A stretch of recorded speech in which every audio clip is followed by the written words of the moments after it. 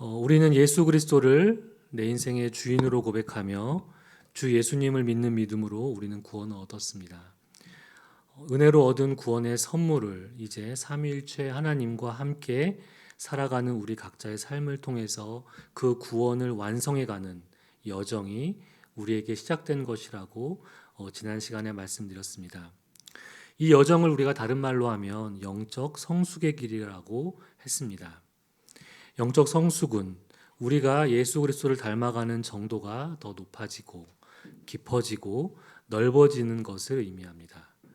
즉 사도 바울이 에베소서 4장 13절에서 말한 그것, 우리가 다 하나님의 아들을 믿는 것과 아는 일에 하나가 되어 온전한 사람을 이루어 그리스도의 장성한 분량이 충만한 데까지 이르는 것이라고 말할 수 있습니다. 여기에서 하나님이 원하시는 온전한 사람이란 그리스도의 충만하심의 경지에 다다르기 위한 삶의 경주를 해나가는 사람입니다. 이와 같은 영적 성숙의 과정에서 신자는 정화, 조명, 일치라는 이 세 가지의 길을 걷게 됩니다. 각각 서로 다른 차원의 길처럼 보이지만 이것은 사실 영적 성숙을 향한 하나의 큰 길 위에 펼쳐진다는 뜻에서 결국 그리스도를 닮아가는 것을 목적으로 삼는 하나의 길이라고도 했습니다. 지난 시간에는 우리가 첫 번째로 정화의 길을 살펴보았고 오늘은 두 번째로 고린도 후서 이 3장과 4장에 있는 말씀으로 조명의 길에 대해서 함께 말씀을 나누겠습니다. 조명하면 떠오르는 것이 무엇입니까? 저는 바로 빛이 떠오릅니다. 지난 시간에 말씀드린 것처럼 어둠과 제 가운데 있는 생각과 삶의 모습들이 우리로부터 내쫓기고 둘러 엎어지는 정화가 우리에게 일어날 수 있는 것도 바로 삼위일체 하나님의 빛이 우리에게 비쳤기 때문에 가능한 일이라는 걸 알 수 있습니다. 그래서 제가 정화, 조명, 일치는 단계적으로 일어나는 일이 아니라 우리가 그렇게 이해하고 그렇게 일어나는 거라고 생각하는 데에는 무리가 있다고 했습니다. 말씀드린 것처럼 복합적으로 일어났기 때문에 우리는 이 정화, 조명, 일치가 하나님을 닮아가는 그 여정 가운데에서 복합적으로 이렇게 일어나는 것을 볼 수 있습니다. 빛은 어둠을 내모입니다. 빛에 의해 내몰리는 어둠의 입장에서 그것은 내쫓기는 것이고 그리고 둘러 엎어지는 것입니다. 이런 일이 내면과 외연의 삶에서 일어난 그리스도인들에게 결국 남게 되는 것은 무엇일까요? 바로 빛입니다. 비로소 그리스도인은 빛 가운데 거하게 되는 것이죠. 이것을 베드로 사도는 자신의 첫 번째 편지에서 이렇게 이야기를 합니다. 베드로전서 2장 9절 말씀 제가 읽겠습니다. 그러나 너희는 택하신 족속이요 왕 같은 제사장들이요 거룩한 나라요 그의 소유가 된 백성이니 이는 너희를 어두운 데서 불러내어 그의 기이한 빛에 들어가게 하시니에 아름다운 덕을 선포하게 하려 하심이라. 베드로 사도는 이런 우리를 가리켜 어두운 데서 불러내어 그의 기이한 빛에 들어가게 된 자들이라고 말합니다. 이제 우리는 빛으로 인도되고 빛에 따라 빛 가운데 살아감으로써 우리를 빛으로 살게 하신 주님의 아름다움을 선포해야 하는 자들이 된 것입니다. 마치 우리에게 있는 것, 지금 우리가 누리고 있는 좋은 것들, 아직 그것을 소유하지 못한 자들에게 또한 그것을 알지 못하는 자들에게 전하는 삶으로, 선포해야 하는 삶으로 우리를 부르신 것입니다. 베드로가 여기에서 말한 그의 기이한 빛, 이것은 아무것도 아닌 우리를 하나님의 택하신 족속, 왕 같은 제사장, 거룩한 나라, 그의 소유된 백성으로 빚으신 우리를 재창조한 것과 전혀 다를 바 없는 놀라운 빛이라는 것을 우리는 알게 됩니다. 그렇다면 오늘 본문에서 사도 바울은 이 빛에 대해 베드로 사도는 이렇게 이야기했는데 사도 바울은 오늘 본문에서 빛에 대해서 어떻게 말하고 있는지 우리는 궁금하지 않을 수 없습니다. 오늘 함께 살펴본 고린도 후서 4장 6절 말씀 제가 읽겠습니다. 어두운 데에 빛이 비치라 말씀하셨던 그 하나님께서 예수 그리스도의 얼굴에 있는 하나님의 영광을 아는 빛을 우리 마음에 비추셨느니라. 자, 앞서 베드로가 말한 기이한 빛은 우리를 하나님의 족속과 제사장과 나라와 소유된 백성으로 재창조한 빛이라고 제가 바로 말씀드렸습니다. 그런데 잘 보십시오. 지금 바울은 고린도후서 4장 6절에서 어떤 이야기를 하고 있느냐? 어두운 데 빛이 있으라. 어디서 많이 본 말씀 아닙니까? 그렇습니다. 창세기 1장 3절은 바울을 인용하면서 빛에 대해서 이야기하고 있습니다. 땅이 혼돈하고 공허하고 흑암이 깊은 위에 있는 그 상황에서 하나님께서는 말씀으로 빛을 존재케 했습니다. 그런데 바울은 하나님께서 세상을 창조하실 때 말씀으로 만드신 빛을 또 어디에 비추고 있다고 말하고 있습니까? 그렇습니다. 바로 우리 마음에 비추게 하신다고 바울은 말하고 있습니다. 베드로가 말한 빛, 그리고 바울이 말한 빛, 서로 비슷한 면이 있지 않습니까? 베드로가 말한 빛이 우리를 하나님의 자녀가 되게 하는 재창조의 빛이라면 바울이 여기서 말하고 있는 빛 역시 하나님께서 태초에 어둠 가운데 빛을 있게 하신 그 명령으로 지금 우리 마음에 빛을 비추고 계신다? 이것도 마찬가지로 우리 마음을 재창조하시는 빛이라고 우리는 볼 수 있습니다. 그런데 바울은 이 빛이 하나님께서 우리에게 직접 비추시는 빛이 아니라 누구를 통해 우리 마음에 비추신다고 말하고 있습니까? 바로 예수 그리스도의 얼굴에 있는 하나님의 영광을 아는 빛을 통해서 우리 마음에 비춘다고 했습니다. 그렇다면 그 빛을 우리가 어떻게 볼 수 있느냐? 우리가 예수님의 얼굴을 바라볼 때, 그 얼굴의 빛을 바라볼 때 하나님께서 말씀하신 그 빛이 우리 마음에 비치는 것을 우리는 알 수 있습니다. 우리가 이 빛을 하나님께서는 예수 그리스도의 얼굴빛에 두심으로 우리가 예수 그리스도의 얼굴빛을 바라봄으로써 하나님의 영광을 알게 되면 물론 우리가 빛 가운데 살아가는 자들이라고 바울은 말하고 있습니다. 따라서 영적 성숙을 이뤄가는 신자가 걸어가야 하는 그 조명의 길이란 바로 정화된 우리 마음에 남겨진 빛, 어둠이 내몰아진 그 자리에 머문 빛, 예수 그리스도의 얼굴빛, 하나님의 영광이 무엇인지를 알고 그 길을 바로 걸어가는 삶이라고 그 조명의 길이 무엇인지를 우리에게 말해주고 있는 것이죠. 사실 바울은 이 빛을 직접 경험한 사람입니다. 바울은 이 빛을 경험하기 전에 창세기 1장 3절에서 하나님께서 말씀으로 어둠 가운데 있게 하신 그 빛만 알고 있었던 사람이었습니다. 바울이 이 빛, 예수 그리스도의 빛을 알기 전에 어떤 사람이었습니까?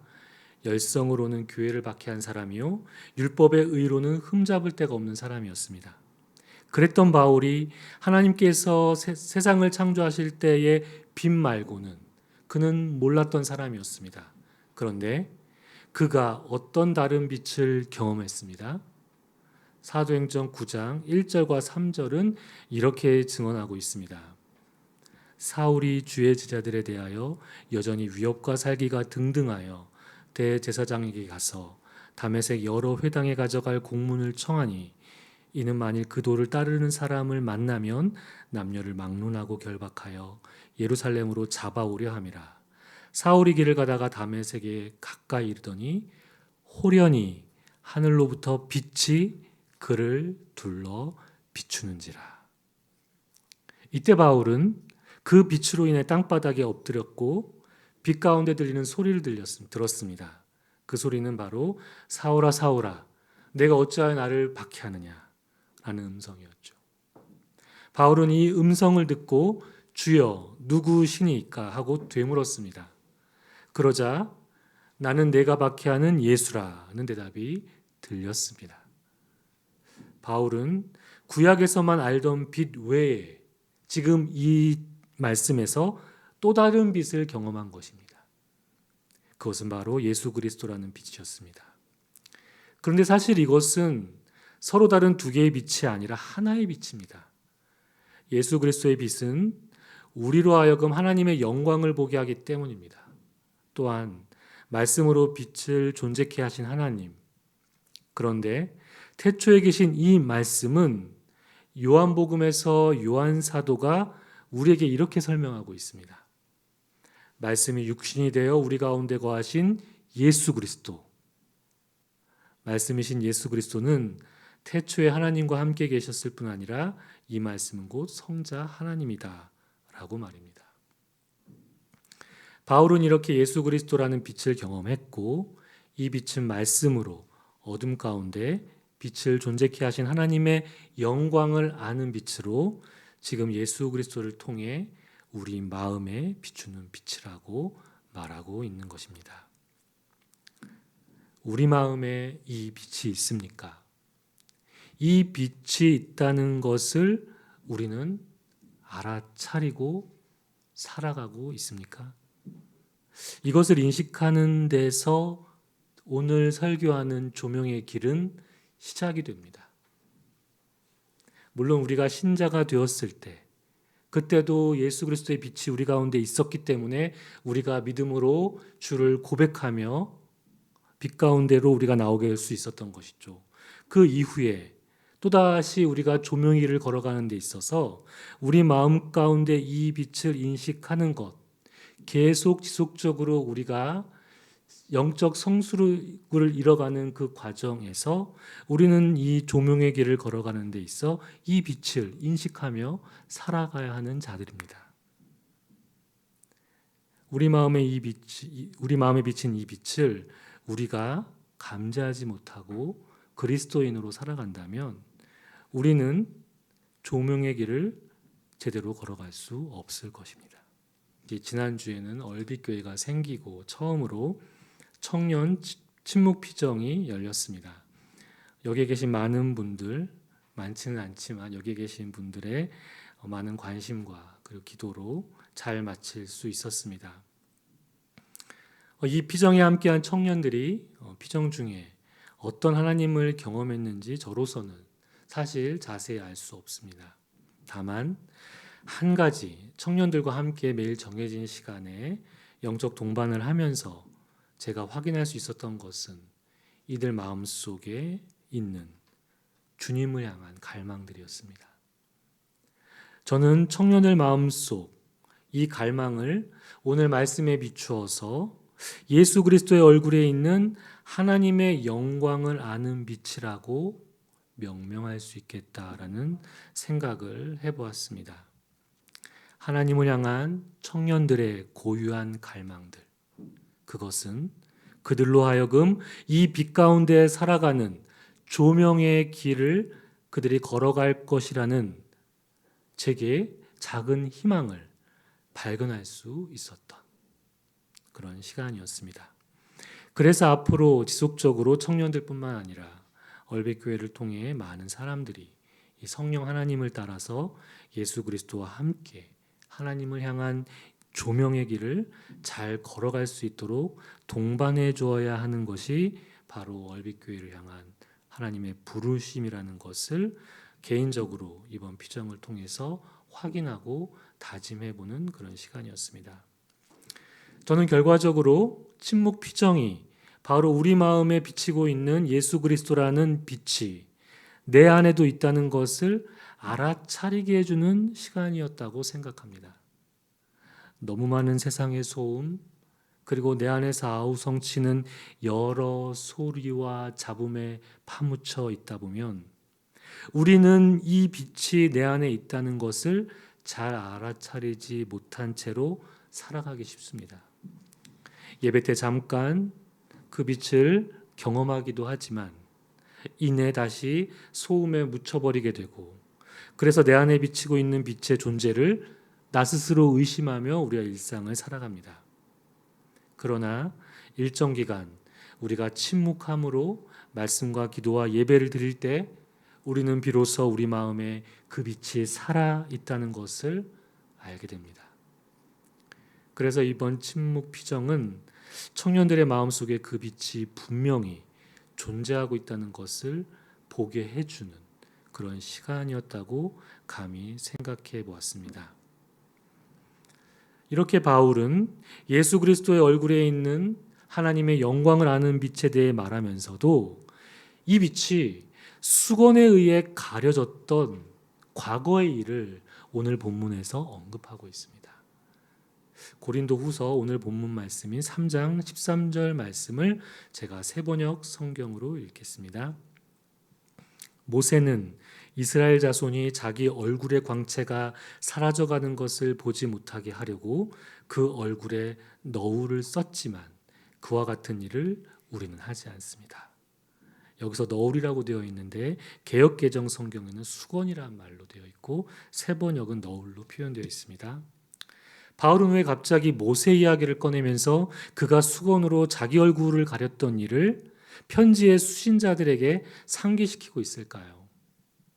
모세가 수건으로 자기 얼굴을 가린 이야기는 출애굽기 34장 29절 이하에 나옵니다.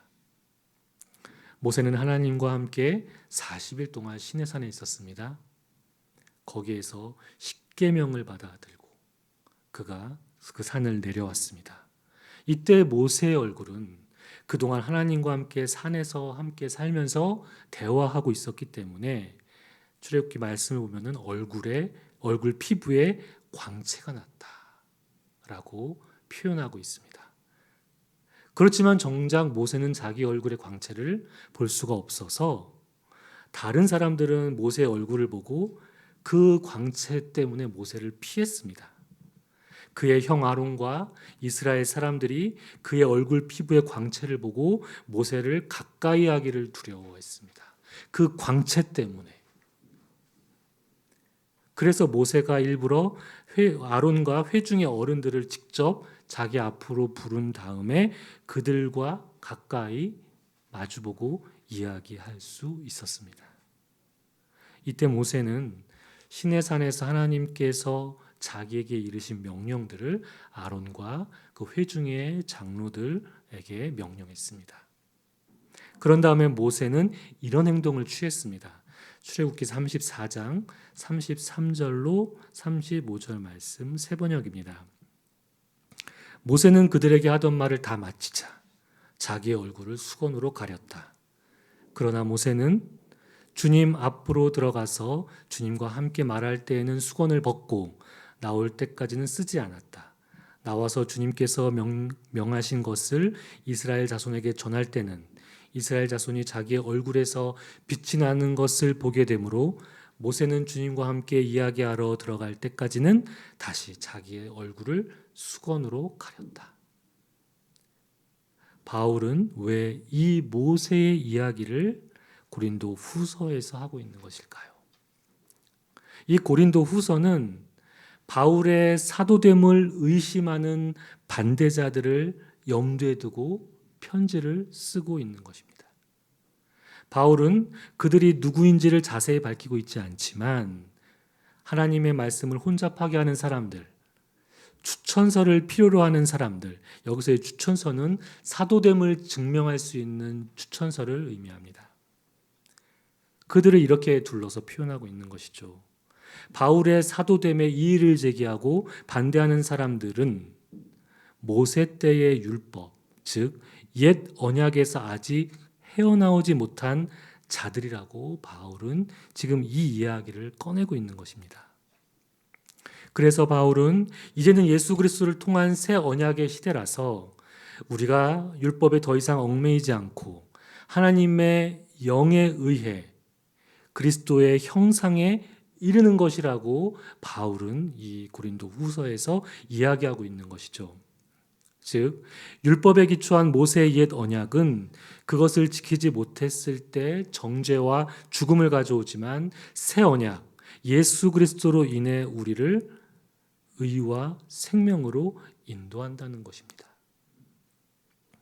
그렇다면 바울은 모세가 왜 그때 시내산에 내려와서 자신의 얼굴에 비친 하나님의 그 영광의 광채를 수건으로 가린 사건을 예수님이 이 땅에 오셨음에도 불구하고 하나님과 인간 사이를 막고 있는 율법의 장벽으로 지금 예를 들면서 설명하고 있는 것입니다.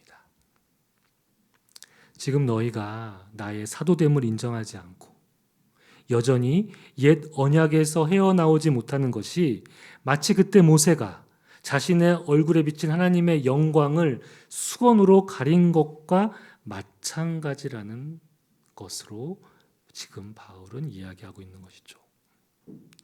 즉 바울은 자신은 더 이상 옛 언약에 갇혀 있는 자가 아니라 새 언약의 일꾼이기 때문에 율법으로 하나님의 빛을 가리는 잘못을 하지 않는다고 자신의 새 언약 시대의 일꾼됨을 역설하고 있는 것입니다.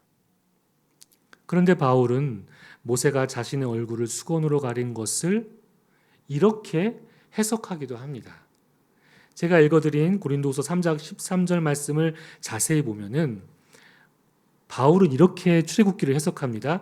모세는 이스라엘 자손이 자기 얼굴의 광채가 사라져가는 것을 보지 못하게 하려고 수건을 썼다고 출애굽기에는 언급하지 않는 자기만의 해석을 고린도 후서에 하고 있는 것을 보게 됩니다.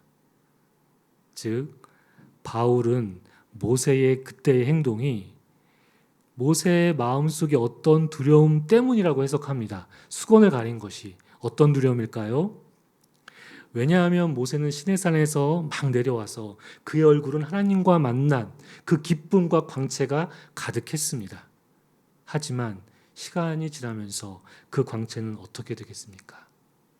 그 산을 내려와서 모세의 얼굴의 그 광채는 점점 사라지면서 예전과 같이 예전의 얼굴로 돌아갈 것입니다. 그런 두려움을 바울은 읽었던 것이죠. 사람들이 변해가는 자신의 얼굴을 보면서 어떤 생각을 할까에 대한 염려 같은 것이 모세에 있었기 때문에 그가 수건으로 자기 얼굴을 가려 그들에게 실망을 안겨주고 싶지 않아 얼굴을 가린 게 아닐까라는 해석의 여지를 고린도 후서에 바울은 우리에게 제공하고 있습니다. 어쨌든 여전히 바울의 시대에도 예수 그리스도로 인한 새 언약의 시대가 왔는데도 불구하고 그런 수건을 쓰고 있는 사람들이 있었다는 것이죠. 14절 15절 말씀 세번역 성경입니다. 그런데 이스라엘 백성의 생각은 완고해졌습니다. 그리하여 오늘날에 이르기까지도 그들은 옛 언약의 책을 읽을 때에 구약을 이야기하는 겁니다. 구약을 읽을 때에 바로 그 너울을 벗지 못하고 있습니다. 그 너울은 예수 그리스도 안에서 제거되기 때문입니다. 오늘날까지도 그들은 모세의 글을 읽을 때에 그 마음에 너울이 덮여 있습니다. 바울 시대에도 예수 그리스도로 인한 새 언약 시대가 왔는데도 율법에 얽매여 살고 있는 그리스도인이 있다는 것을 그들이 여전히 구약을 읽을 때 수건을 얼굴로 가린 것과 같다라고 이야기하고 있는 것입니다. 바울은 자신의 사도됨을 인정하지 않는 사람들, 그리고 여전히 그 수건을 쓴 채로 살아가는 사람들, 즉 예수 그리스도의 새 언약 가운데 있지 않고 옛 언약 율법에 매여 있는 자들에게 이렇게 권고하는 것입니다. 16절, 17절 말씀입니다. 그러나 사람이 주님께로 돌아서면 그 너울은 벗겨집니다. 주님은 영이십니다. 주님의 영이 계신 곳에는 자유가 있습니다. 사랑하는 성도 여러분, 우리에게는 어떤 수건이 있습니까? 모세가 자신의 얼굴의 광채가 백성들에게 미칠 것을 우려한다거나 바울의 해석처럼 모세가 그 마음에 자신의 얼굴의 광채가 시간이 지나면서 사라지게 되면 백성들이 하나님의 영광이 떠날 것을 실망할까? 자신의 얼굴을 보고 그것이 두려워. 처음부터 모세는 바울에 의하면 그런 목적으로 얼굴을 가렸었는지 모릅니다. 아니면 바울도 알지 못한 어떤 이유가 모세에게 있었는지 우리는 정확히 알 수 없죠. 하지만 우리에게도 우리 스스로 만들어내는 수건이 하나님과 우리 사이에 있지 않습니까? 사람들이 볼까봐 두려워 우리 스스로 그들 앞에서 우리 얼굴을 가리게 되는 수건들. 아니, 하나님 앞에서조차 나의 어떠함이 드러날까봐 두려워 우리 자신이 하나님께 솔직하게 내어놓지 못한 마음의 그런 진심과 진실들. 이미 하나님은 우리를 다 알고 계시는데도 자꾸 우리가 수건을 가리거나 그 수건 뒤로 숨으려 하는 모습들이 우리에게 있지 않습니까? 조명의 길은 이 수건을 걷어내는 것입니다. 우리 마음에 비치고 있는 예수 그리스도의 빛을 가리고 있는 수건을 걷어내야 우리가 진정으로 조명의 길을 걸어갈 수 있는 것입니다. 저는 목사로 부름을 받았지만 때론 목사인 게 부끄러워서 제 마음을 수건으로 가린 적이 너무 많이 있습니다. 오늘도 있었고요. 지난주에도 있었고요. 그전엔 더 많았고요. 지금도 수건으로 가릴 만큼 부끄러운 제 자신을 직면할 때가 너무 많이 있습니다. 그런데 제 자신을 성찰하는 것은 좋은데 그 일이 내 안에 예수 그리스도의 빛을 수건으로 가리는 일을 해서는 안 됩니다. 성찰은 우리 안의 빛을 더 돋보이고 발견하게 함으로 그것을 쫓게 하는 일이지 그 빛을 쫓아 살게 하는 일이지 결코 우리의 성찰이 수건으로 가리기 위해 하는 일은 아닌 것입니다. 우리는 빛으로 부름을 받았습니다. 하지만 빛 가운데 살아가려고 하지 않는 마음들이 있습니다. 빛 가운데 살아간다면 이 세상에서 우리가 받아야 할 수치, 손해 그런 것들이 뒤따르기 때문입니다.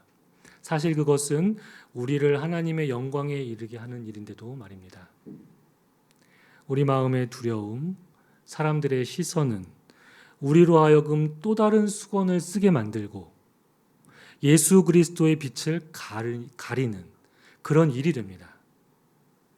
우리가 다 수건을 벗은 얼굴로 거울을 보는 것과 같이 주의 영광을 보고 주의 형상으로 변화될 수 있는 길은 언제든지 주께로 돌아갈 때에만 그 일이 가능하다는 것.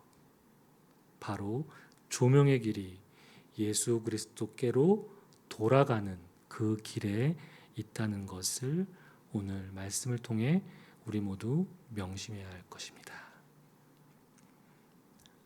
나의 영적 가슴과 가정과 교회에 다가온 하나님의 마음에 머물러 침묵으로 주님과 대화를 나누겠습니다.